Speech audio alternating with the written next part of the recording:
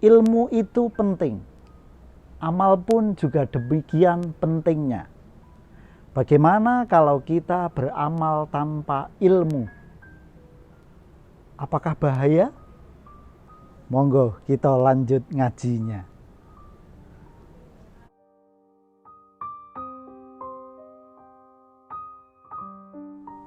Assalamualaikum warahmatullahi wabarakatuh. Bismillah, alhamdulillah, wassalatu wassalamu ala rasulillah wa ala alihi wa sahbihi wa mawalah. La haula wa la quwata illa billah. Amma ba'da.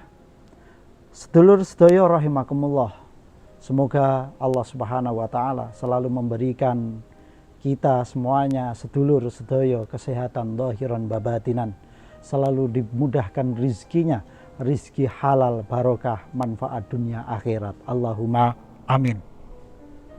Semoga channel ini memberikan kemanfaatan bagi sedulur sedaya. Oleh karena itu jangan lupa subscribe, like, komen, dan share. Semoga semakin banyak yang bisa ambil manfaat dari channel ini. Allahumma amin. Sedulur sedaya rahimakumullah, dalam kitab Nihayatul Izzi Wasyaraf, kitab karangan Syekh Muhammad bin Alawi Al-Maliki Al-Hasani, di dalam kitab itu termaktub sebuah kisah di mana ada seorang tua yang memiliki 2 orang anak,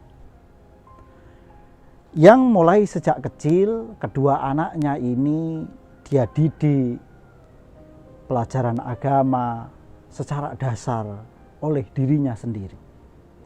Kemudian setelah menginjak dewasa, setelah baligh, kemudian si ayah orang tua ini menyampaikan sesuatu kepada kedua anaknya.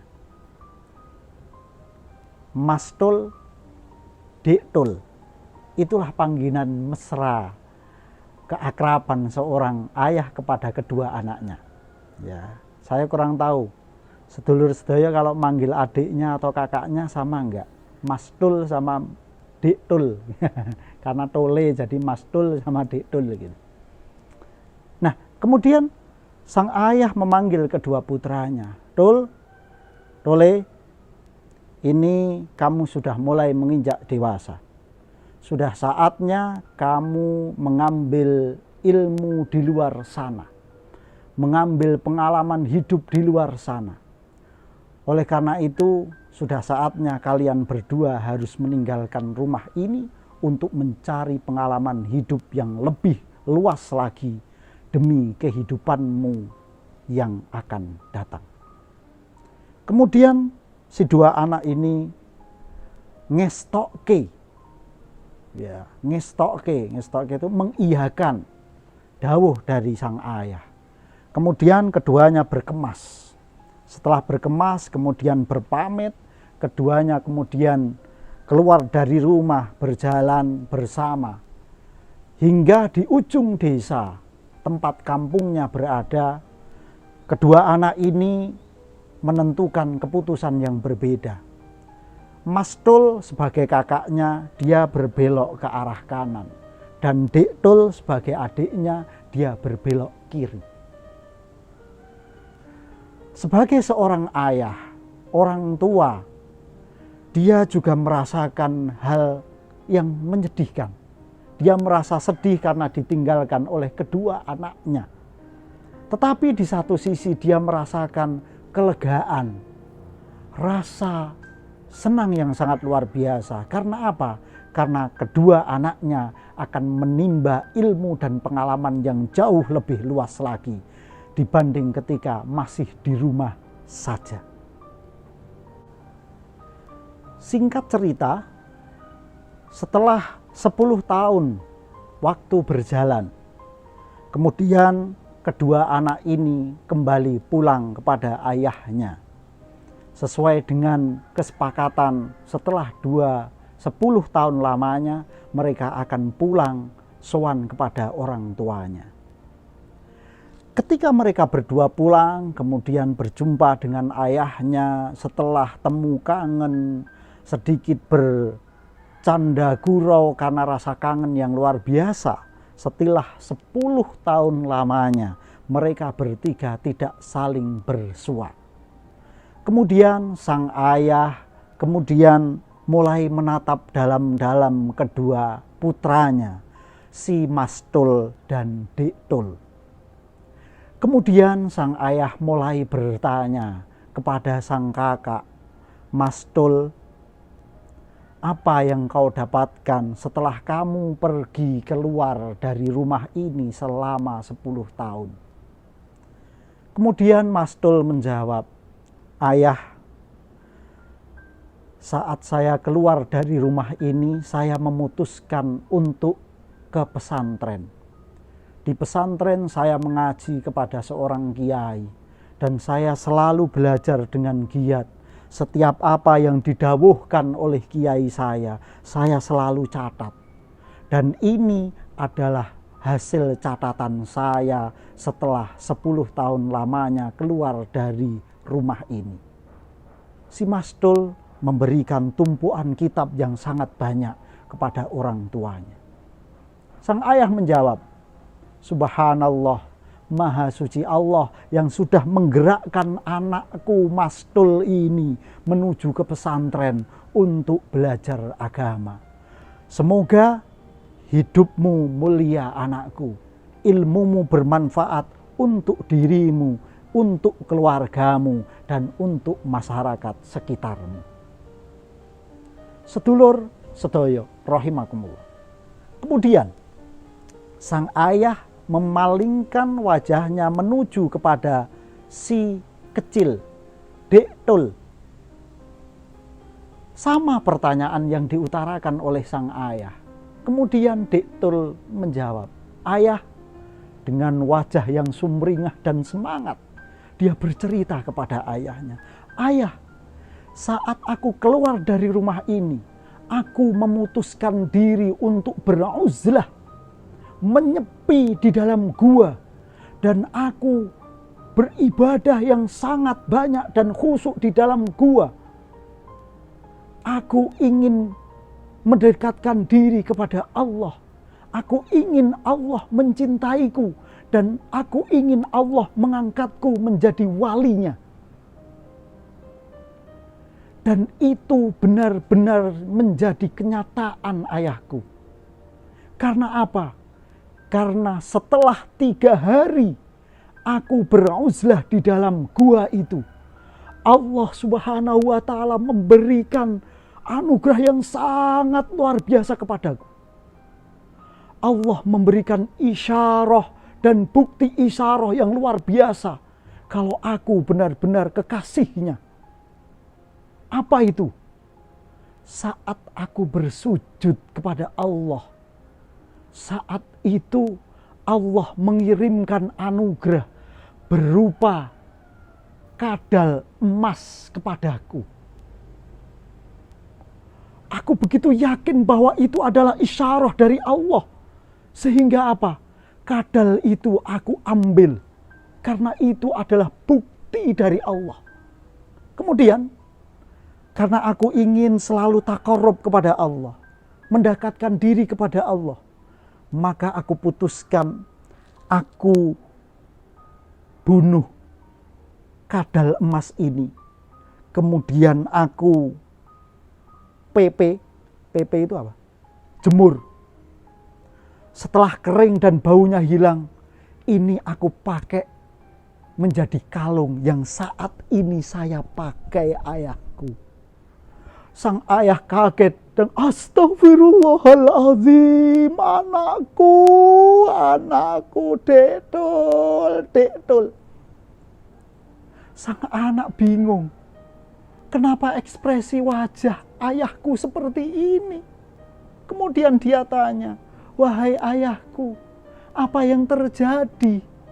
Kenapa kau begitu menyesal mendengar ceritaku, ayahku? Astagfirullah, Dektul. Apakah kamu tidak tahu kalau yang namanya bangkai itu hukumnya najis. Kalau orang sholat bawa bangkai, bawa najis, artinya sholatnya tidak sah. Kemudian sang anak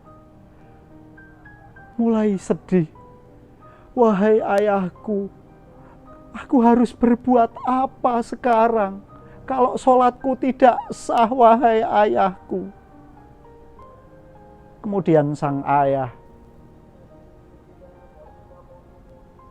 Dek Dul, mau tidak mau kamu harus mengulangi sholatmu sepanjang 10 tahun ini.